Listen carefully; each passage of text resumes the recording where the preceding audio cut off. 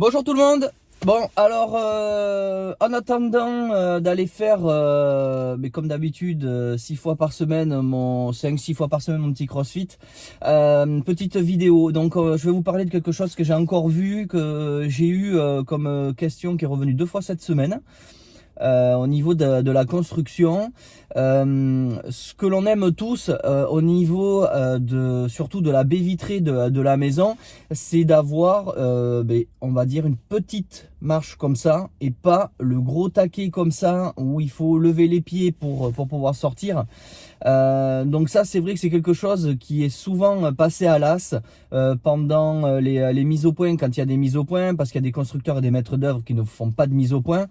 Donc c'est assez important, et à la fin, une fois que les baies vitrées sont posées, eh bien c'est là qu'on s'aperçoit que c'est trop tard la plupart du temps. Ou si vous le voyez, que vous dites à votre constructeur, à votre maître d'œuvre, je veux avoir des seuils réduits. Donc ce qu'on appelle les seuils réduits, c'est aussi les seuils de normes handicapées. Donc là, vous pouvez pas être à RARA, c'est interdit par le DTU. Par contre, la tolérance, c'est entre 0,5 et 1 cm. Donc là vous pouvez, moi c'est ce que j'ai chez moi, j'y ai pensé avant, et du coup quand j'arrive avec ma terrasse de l'autre côté, donc voilà, j'ai juste ça de mon rail de la baie vitrée. En plus j'ai fait une baie vitrée à galandage, donc qui rentre dans les murs d'un côté et de l'autre. Donc ça c'est vraiment top, c'est un coût supplémentaire, mais bon, ça vous pouvez le demander en option. Je vous ferai une prochaine vidéo sur les plus-values, les moins-values, je vous expliquer ce qu'il faut faire avant. Là on en est donc à cette hauteur. Pour pouvoir corriger cette hauteur, c'est souvent avec le chauffage au sol. Vous pouvez l'avoir, c'est plus facile, mais quand vous n'avez pas de chauffage au sol, c'est un petit peu plus compliqué.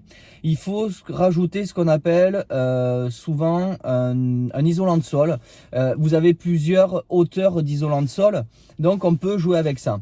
Si vous ne l'avez pas et que vous voulez le faire mettre à la dernière minute sur une maison de 100-110 mètres carrés, c'est quand même un billet entre 3500 et 4500 euros. C'est pas donné, c'est très cher.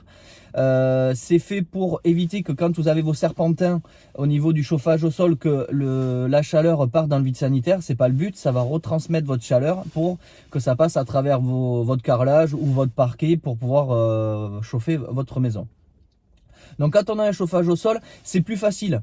Parce qu'après, soit il faut que vous demandiez au carreleur qu'il fasse une chape maigre beaucoup plus épaisse avec le carreau pour pouvoir le coller. Et aujourd'hui, de moins en moins de constructeurs et de maîtres d'œuvre font du carrelage sur chape maigre. Ça se fait beaucoup moins. Ça se fait maintenant, ils font une chape liquide. La chape liquide, c'est vraiment top. C'est auto-nivelant dans toute la maison. Moi, c'est ce que j'ai eu sur toutes mes constructions. Sur ma résidence principale, j'ai posé moi-même mon carrelage, tout est droit. C'est vraiment génial, il n'y a pas besoin de prendre le niveau. Vous savez que c'est vraiment droit partout. Mais j'ai pu jouer avec ma hauteur donc d'isolant, s'il faut du 28, s'il faut du 35, s'il faut du 40. Donc dites-le bien dès le début.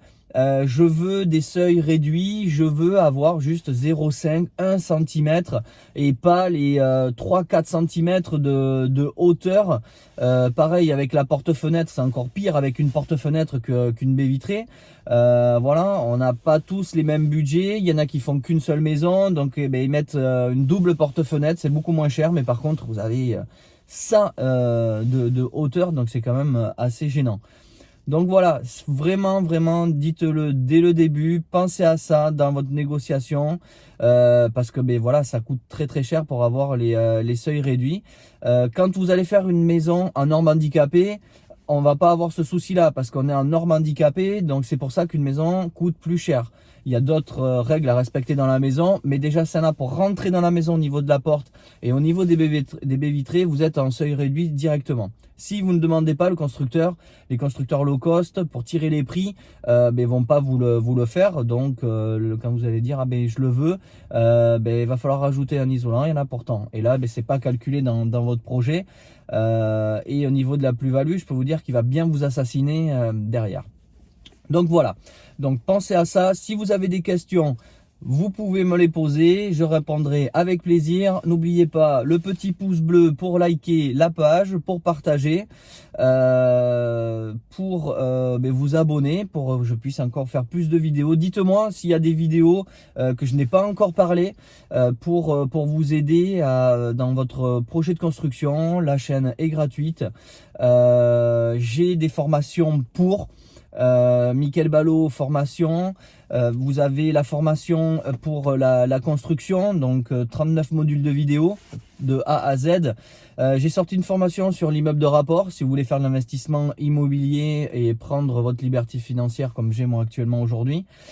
Hier est sortie la formation de construction sur un même terrain, donc on peut pas le faire sur tous les terrains. Je vous explique comment faire pour soit les mettre les deux en location, avoir ce qu'on appelle un cash flow et une petite rémunération derrière, ou autrement comment revendre deux maisons. Moi je vais revendre les deux et je vais faire un minimum de 115 000 € de plus-value nette déduite, impôts déduits, CSG, CRDS, absolument tout. Dans cette formation je vous apprends à faire l'étude de marché, à vous aider à la construction de la maison. Donc voilà, si vous avez besoin, je suis là, ça sera avec grand plaisir. Et bien je vous dis à plus tard.